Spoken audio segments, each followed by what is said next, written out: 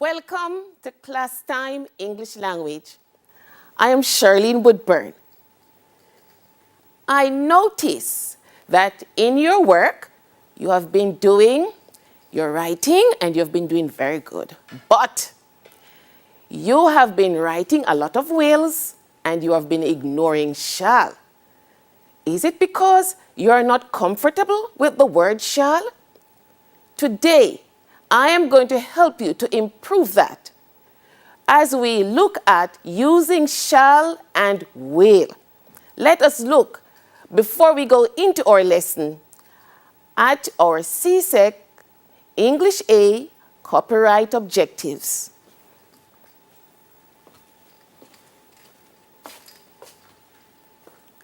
You should be able to identify stated or implied time sequence. Explain meaning conveyed through word choice and grammar. Interpret and respond to pictorial information. And use appropriate diction and grammatical forms to convey meaning clearly and with facility. Before we go into our activities, I would like you to pay attention to some words we call subject pronouns. So let's go to the whiteboard. We have our subject pronouns. Remember these? I, we, and remember, these are just for convenience. Instead of saying my name, I use I. Instead of saying several names, you would use we. All right then? So this is just for convenience. We don't have to call any names. And you have you, of course. You singular, you plural. Then we have he, she, it, singular, and they for plural. To find out how to use shall and will appropriately, you have to understand how to use them with these subject pronouns. All right. So then, let us go deep into our lesson. Remember when we did the future perfect tense? That was not so long ago. And you notice that when we are stating the future perfect tense, we have the word will. So we are going to do a bit of revision, and we're going to see what does the future perfect tense have to do with shall and will. When we are writing in the future perfect tense, we make the decision for future with will. And when we use have, we are meaning right now in that time. So although you are predicting the future, when you are saying that when the future times come, you will be present in the future. So there we have. And the past participle form of any verb is attached. For example, we have begun. So this is the past participle form of begin. And the past tense would be began. And we have the past participle form begun. So then, when we are writing the future perfect tense, remember, we have, will have begun. In this case, begun is the past participle form of begin. And you could use any other verb that is in the past participle form, such as slept, okay, jumped, and looked. And we did say that when you form the past participle form of some verb words, they do not change. For example, jump. Past tense of jump, jumped. And the past participle form of jump is jumped. Now, this may look very simple to you, but when you write and you miss off a part of the word, it shows that you need to study more carefully how to write the grammar in standard form. Okay?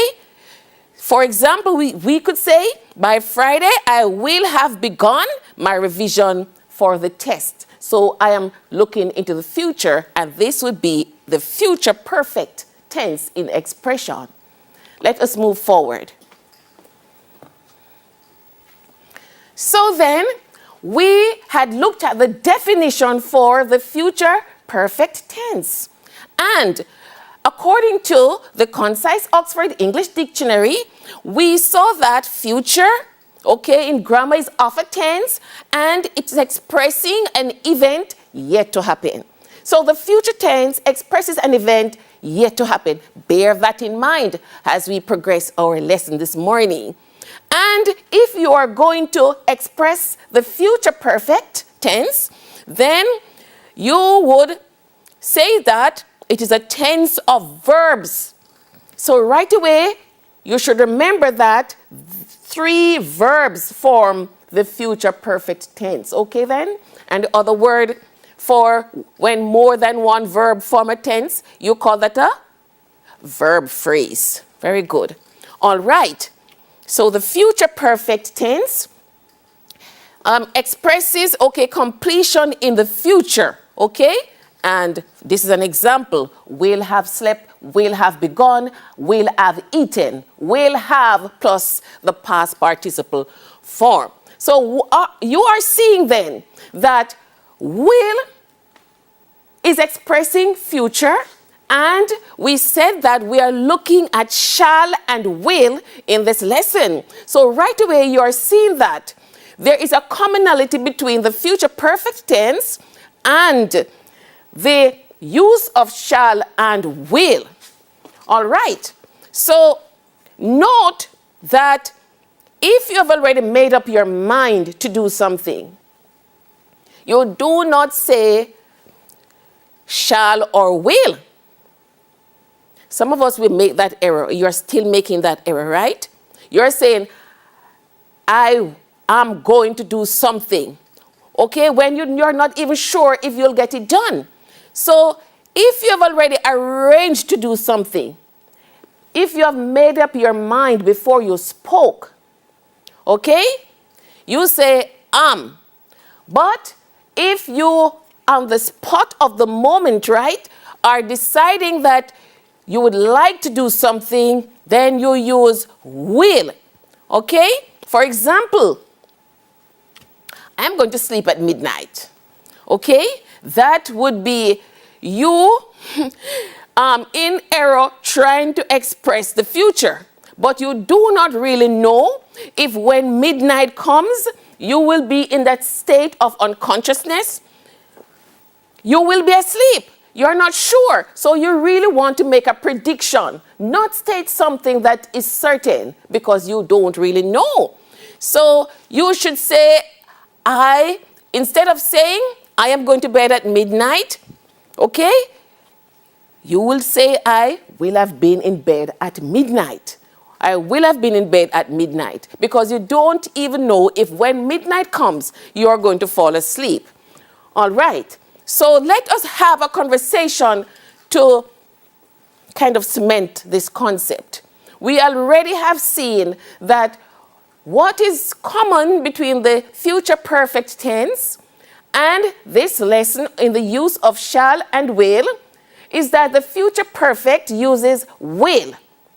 That's the commonality, and that's where it ends. We are not doing a future perfect tense, but bear in mind that there is a similarity in the usage. So let us have this conversation to make sure we know that when we are using will, it means that, okay, we have just made the decision. Okay, let's talk. You and your friend are speaking, and your friend says, where will you go for your holiday? You say, I'm going to Ghana. All right. So what should she say? Where will you go? where are you going? So if your friend has made up her mind, booked her flight, and bought her ticket, she has made a decision. All right? So you don't say, where will you go for your holiday? You say, where are you going? Remember that. Once you have made up your mind, you say, I am going, okay? So you should say, where are you going for your holiday? I am going to Ghana for my holiday. How long are you going for? I am going to Ghana for 14 days. When are you going to leave? I am going to leave next Sunday. Are you going alone? No, I am going with a friend. Are you traveling by ship? No, I am traveling by airplane. Where are you going to stay? I am going to stay in an hotel. So then, you see, that's how you should be writing and speaking if you have already made up your mind to do something before you speak it. All right. Okay. Now study this picture. We are going to do an activity now. So study this picture. And over here, we are going to learn something. Remember, let's go back to the whiteboard. Remember our subject pronouns, okay? The subject pronouns are going to indicate whether we should use shall or will. All right, so then, I shall. So use I and shall when you are predicting. Use we and shall when you are predicting. Now, take out your notebooks, your notepad. You need to make some notes. Okay, after this class, never again should you be making a lot of wills and ignoring shall. Let's go again. I and we work with shall when we are making a prediction. To predict, it means that you did not make up your mind beforehand. Okay then? Remember what I was doing in the conversation. I am showing you that the person made up her mind to go on the trip. All right. No, she was not predicting. So we use shall with I and we when we are predicting. And we use will with I and we when we have an intention to do something. You got it? Let's go again. Very important. When you are predicting, you're not certain, but you are expecting that something like that could work out. You say, I shall. Or you say, more than one, we shall. And when we are stating an intention, okay, you say, I will. All right, then look at this picture. You say, we will. Look at this picture. You have left your home and you're out there on the street and you did not say that you're sure that you are going to find this. Anything can happen on the road. So you see this car and you see what's happening, right? But you have come on the scene. And this is unexpected. And you are going to make a decision right now. Use the pronoun I. Are you supposed to say I shall? To give, you see, people are giving a response. Or should you say I will to this. Let us look on the next slide. We are going to analyze shall and will as strategies for learning. So let us take a look.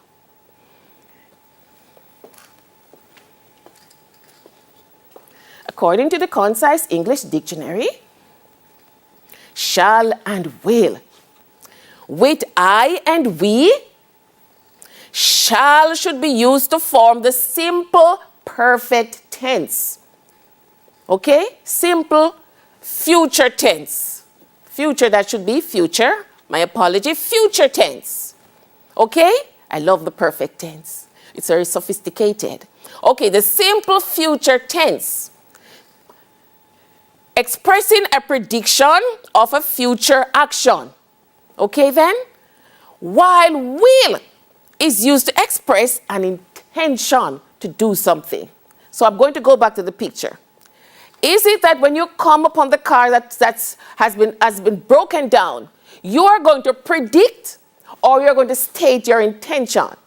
Let's go back to the picture. And then you can tell me what it is I am supposed to say.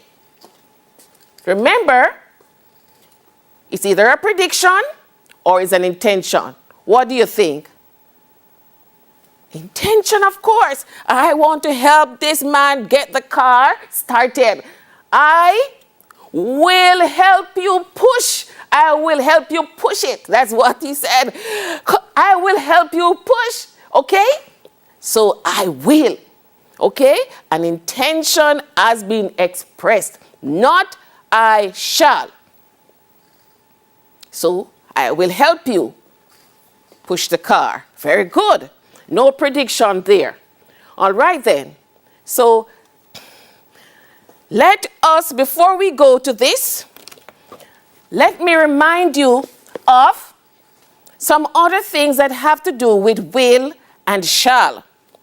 It's very important to know that when you are agreeing to do something, with I, you say, I will. For example, someone says to you, may I have another marker? And you said, yes. Okay, I will get one for you. All right. So when you're offering to do something right now, you say, that bag looks heavy. I'll help you with it. Okay, then you are not predicting, you're stating your intention. When you are promising to do something, you say, thanks for the loan.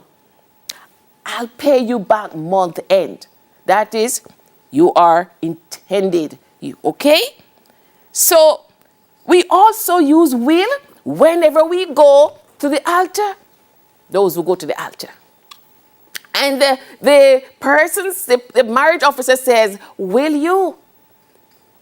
You say, I will. You say, I will. Your intention to do something. Okay? Remember, you're not wedded yet, but you have every intention before you step out of that place, or if it's a garden, before you leave, to be wed. So you say, I will. All right. So let us reinforce. We use shall and will. That's very important. And I feel to just go back, very important. You are using a lot of wills and not enough shalls. Okay then?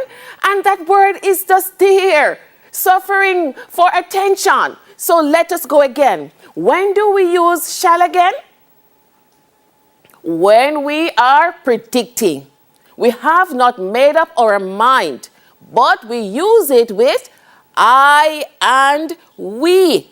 Very important. That's why I put on the whiteboard these, because the key to this is right here.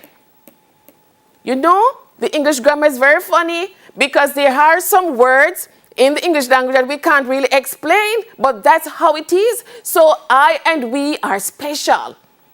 I singular, we plural, and we use I and we with shall when we are predicting. We are not sure of something. But again, you use I and we with will when you have the intention, to do something. You got that? Very good. Okay then. So let us do another exercise. We are going to look at a poem, okay? And I think we will return to this after the break. So here is another strategy. Mr. McKay, you know him, right? Festus Claudius McKay, Claude McKay. Okay, famous poem. I shall return again. I shall return to laugh and love and watch with wonder eyes. At golden noon, the forest fires burn, wafting their blue-black smoke to sapphire skies. Let's see what we can do a little understanding first. Okay, any funny words? Okay. Golden noon, bright sunrise, okay. Sun shining bright, okay, brightly. Forest fires burn, we know that. Wafting, okay, wafting, right? That's, that kind of gentle kind of movement, wafting, right? And sapphire skies, sapphire. Oh, you know the color sapphire? Okay, it can be that dark, when the smoke is very rich. Okay, the fire is heavy, it's red and orange and blue and just curling and sapphire skies. All right then, so he's remembering. But I shall return.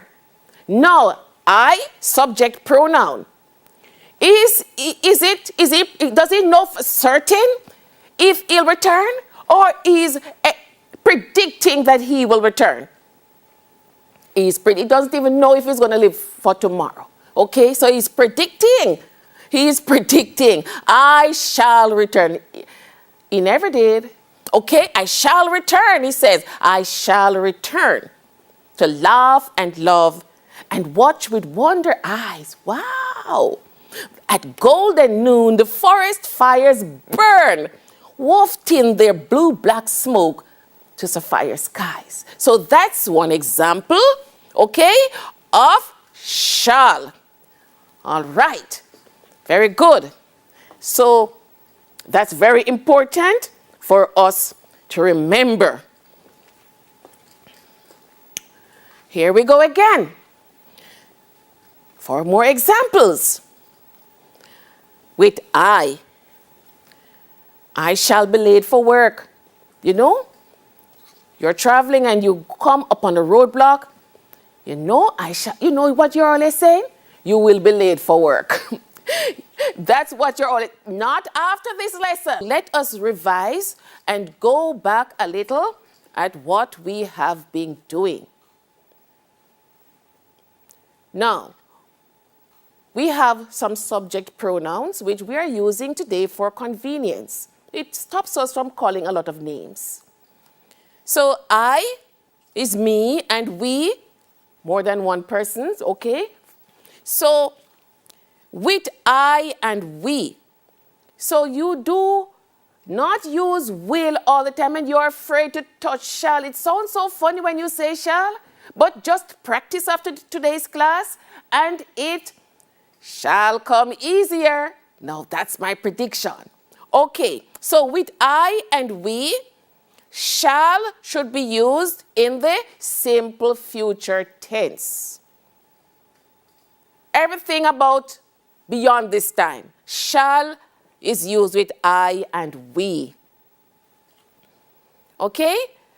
That means he, she, it, or they or you will not use those words. Okay, then we are coming to that. I don't want to confuse you. It is a very tricky thing, and that's why you have been leaving it out of your writing. All right, then. And we looked at this verse, and we saw that there is a prediction. I shall return. Okay, not I will return, because there is no certainty. So I shall return. Prediction. Okay. And now we are moving forward and we are looking at some more classwork. I shall be late for work.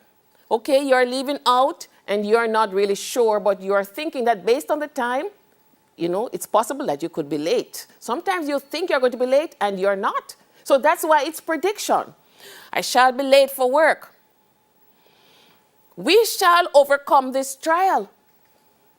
You know, we shall overcome, you know. And number 2 says, we will not tolerate this rudeness. What's that? Is that prediction? No, right? No. Somebody is acting up. And you say, we will not tolerate this rudeness. Or you say, I will not tolerate this rudeness. Okay? That is intention. So we said that with I and we, shall is used to express prediction, the simple future tense. But when you use will, you are stating an intention. I will. I will sanitize my hands with my own sanitizer. If you're standing at the supermarket door and you're not sure, you say to the gentleman, I will sanitize with my own sanitizer, okay? Your intention.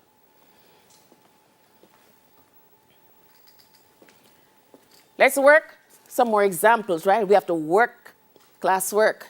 Okay then. So we're going to make a prediction using shall to predict, okay?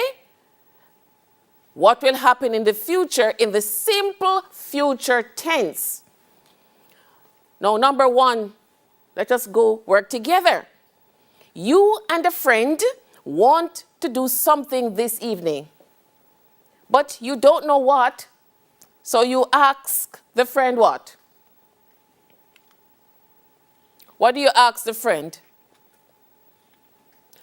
What shall we do this evening? What shall we do? You're predicting that come when evening comes, you know, you could even change your mind. So that's why it's predicting, right?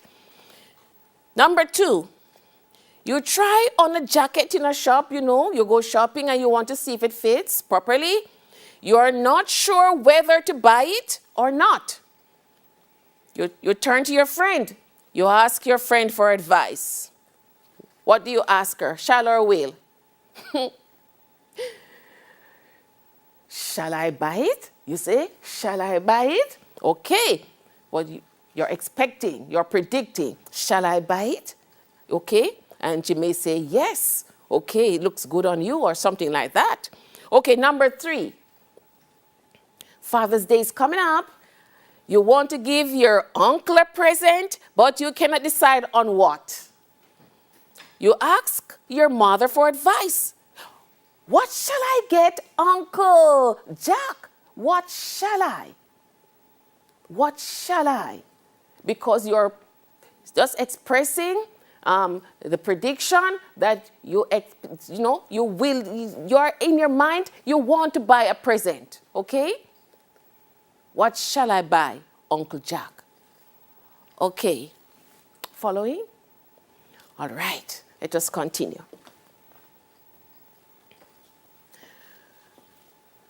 Now we are going to go into the harder part of the lesson. What did we say again? We said that I and we uses shall to predict and will to state an intention. I and we uses shall to predict and will to state an intention. And the we is just a plural of I, more than one person. Now we are going to go, let's go to the whiteboard. We are going to go to the rest of these. So far, we have been looking at I and we. And we said that when we are using I and we use shall to predict, and will to state an intention. Remember the car that was broken down? And you just went up and you said, I will help you push. Right now, my intention is to give assistance, right? So we have done quite a few exercises on the I and we with shall and we. Now we are going over here now to look at the other subject pronouns. You singular, you plural, singular, plural. Okay, let's go back over here to the next board. With you, he, she, it, and they that we just looked at, the situation is reversed.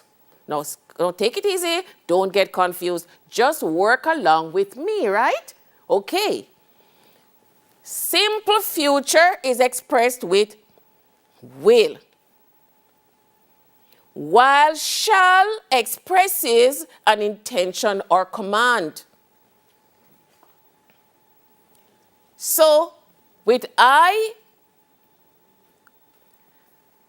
and we, shall is used to predict, and will states an intention.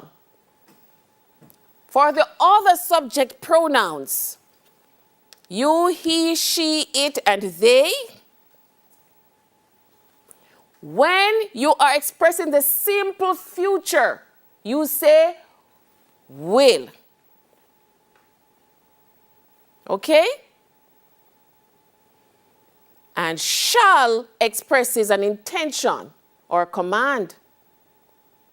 So, for the car that was broken down now, let us say that you were a bystander watching this man help to push. Let's go back to the picture. Very important, because I do not wish for you to be confused. So let's take a quick look at that same picture that I showed you with the car. Let us say that you were a bystander, right? You're not the person helping to push. You stood and you looked, right? You saw the scene. And you want to say something about this gentleman here with all his might. You see how he muscle up? All his tongue come out to just help take the pressure. And you said, what would you say? He shall help the person to get the car started. Okay? That's intention. He shall give assistance. He shall give assistance to the car. If it were you, speaking of yourself, you would say what? I will. All right. So let's go back to where we were a while ago. And take it easy. And do not be confused. Just take your time to get the concept right. Okay. So will is used to express the simple future when you are dealing with you, he, she, it, and they. So they will be here tomorrow. She will be doing an exam on the 15th or the 20th. You will have dinner by 6 p.m. this evening. So that is simple future. But when you are giving a command or expressing an intention, you use shall. So someone comes up to you and asks you for permission. You say, you shall not get permission. Okay then, so that's a command. Okay, let's look at it more clearly here now. You, he, she, it, they, plural. Use will with you to express the simple future action. If you write he, she, or it, and remember, these are pronouns, they stand for names, right? Okay. Simple future action, will, with he, she, or it. Oh, predictions. What you expect to happen. Okay then? And they, with will, for the simple future action. So this is a little bit clearer. okay, than the definition I was just reading. You can see it in a different way now. So you use will for the simple future action, but when you're expressing an intention or giving a command, you use shall. So it is, you will be going to school next week. That's the future. You shall not eat from anyone's lunchbox. You hear me, boy? Okay, that's a command. Okay then, you see what I mean? Okay then. So make sure you make a note of these and make sure that you are practicing. Okay, let us look at some more classwork. So then, he will be late for work. Okay, your simple future. You see the person going through the door 5 minutes before he should start working. And he's going to start working at 8 o'clock and he's going through the door at 5 minutes to 8. Goes without saying that he's going to be late, okay? So he will be late for work. You shall surrender or die, okay? Command. You know, battle time, surrender or you shall. Sounds funny? We just practice. You have been doing it for a long time. You have been writing without using the correct word. So it sounds funny, but the more you practice, the more you'll make it perfect. Okay then. So let's go to they now. They shall not leave the classroom before rearranging the desks. You know, whatever they were doing, and they just like to rush through the door and leave everything behind them, untidy. You say you're talking to your colleague and you say they shall not leave the classroom until the desks are rearranged. Okay, maybe you have someone who is always leaving the kitchen untidy. You say, you shall not leave for school this morning unless you wash the plates. Okay, that's a command or intention. Okay, just practice. All right then, and you will get it. What did we say about I and we again? With I, you use shall to predict. Okay, so if you will say I shall to predict, and you would say I will for intention. Okay. All right. You have been doing very well so far. Just concentrate. Okay then. And let us take a look at this particular exercise. This one is a tricky one. I'm going to get you with this one. Okay. All right. Critical thinking time now. Okay then. So let us analyze the situation right here. It's taken from To Kill a Mockingbird. As you can see, Thomas Robinson reached around, ran his fingers under his left arm and lifted it. He guided his arm to the Bible, and his rubber-like left hand sought contact with the black binding. As he raised his right hand, the useless one slipped off the Bible and hit the Clark's table. He was trying again when Judge Taylor growled, "That'll do, Tom." Okay, Tom took the oath and stepped into the witness chair. Atticus very quickly induced him to tell us.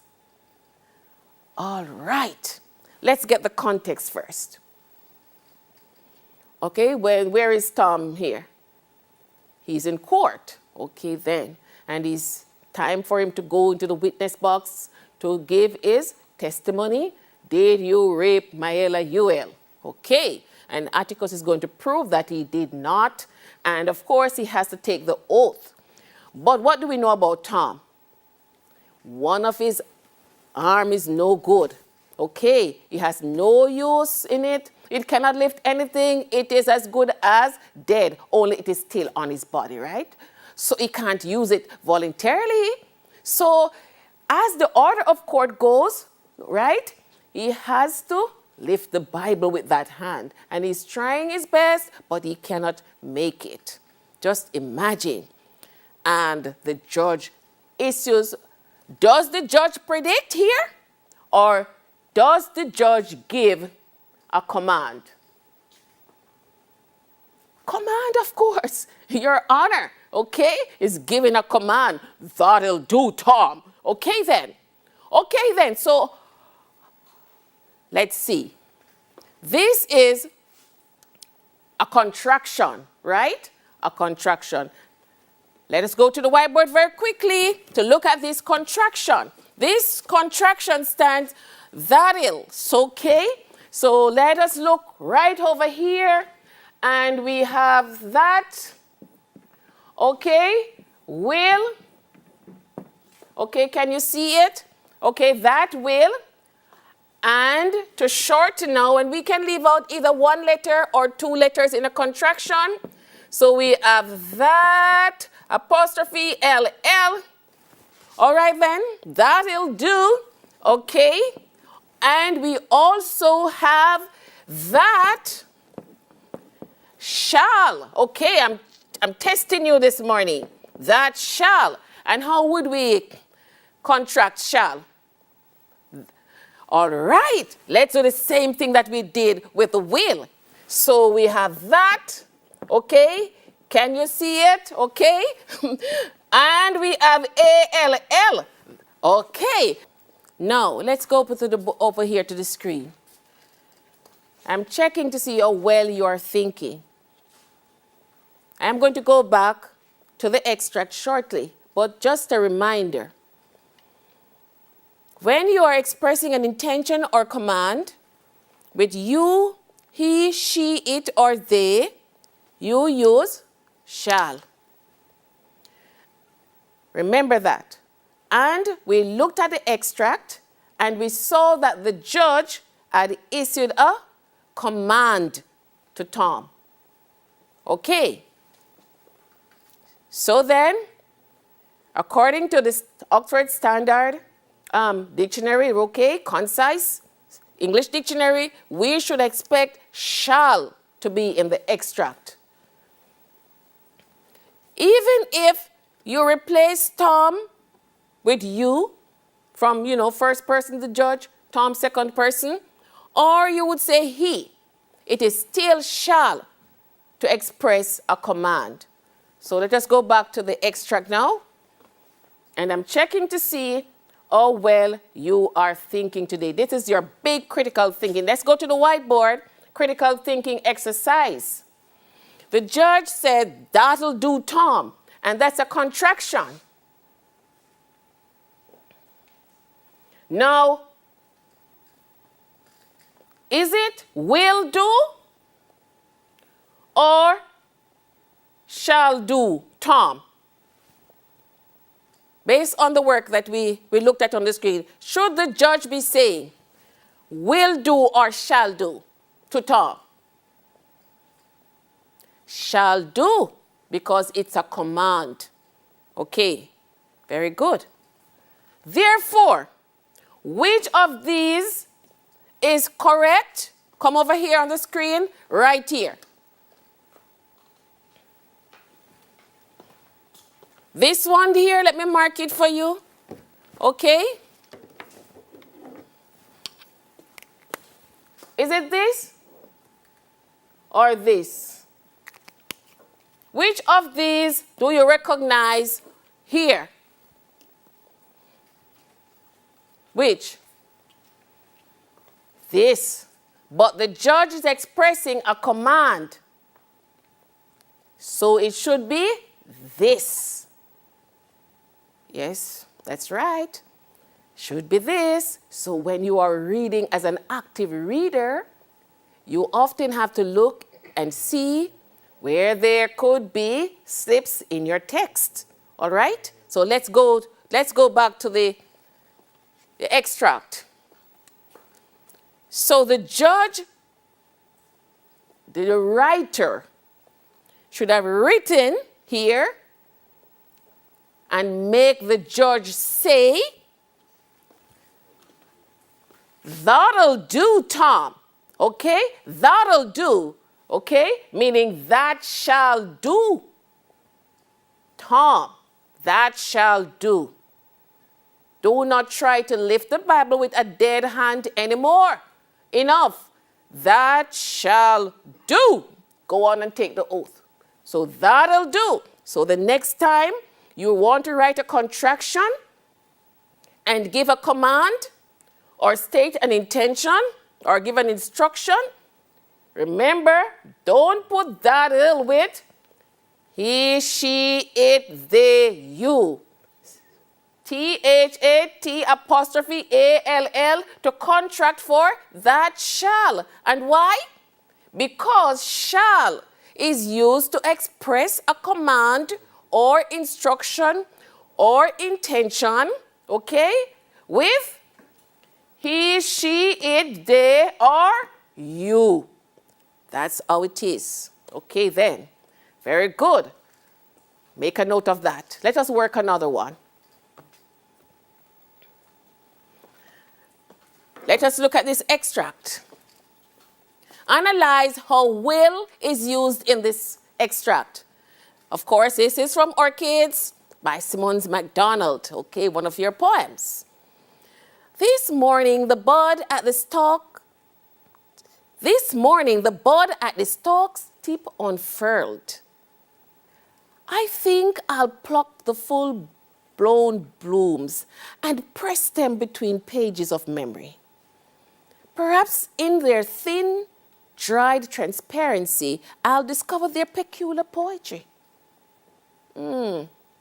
Okay, remember orchids? And she got this orchid, and she doesn't appear to really love flowers, and she just left it to die. But she's about to leave. And she has packed up all her things in boxes, and she's about to go through the door, and her eye catches the orchid, and she says, I think I'll pluck the full blooms, press them between pages of memory. Now, what is she expressing here? Is it intention or prediction? Now, we're back to I now. A while ago, we're looking at he, she, it, or they, or you in that extract about Tom. And now we are back to I. See if you're following the lesson. We did I first. And we say that we use I and shall to express the simple future, and we use we, okay, as well. I and we use these pronouns with shall to express the simple future and will to express intention. So let's get back to the extract. Is she expressing an intention? She wants to take the bloom of the orchid with her? Yes. Therefore, this is correct. I think I'll pluck the full-blown blooms. All right. That's an intention. I intend to take that with me. Okay. We are getting to the end of our lesson, and we take one last look at what we were doing. Okay. So with I and we, will is used to express an intention to do something. Okay then? Sarah is talking to Helen. Let's have a party. That's a great idea. We'll invite lots of people, okay? Use will to announce a decision. Okay, that's a very hard concept this morning. Use I and we with shall to predict the simple future tense, and use will with I and we to express an intention. Very important. So remember that. We have come to the end of our lesson. Do some reading, do some writing, practice, okay? And that's all the time we have for today. Until next time, wash your hands, wear your mask, sanitize, and keep your distance.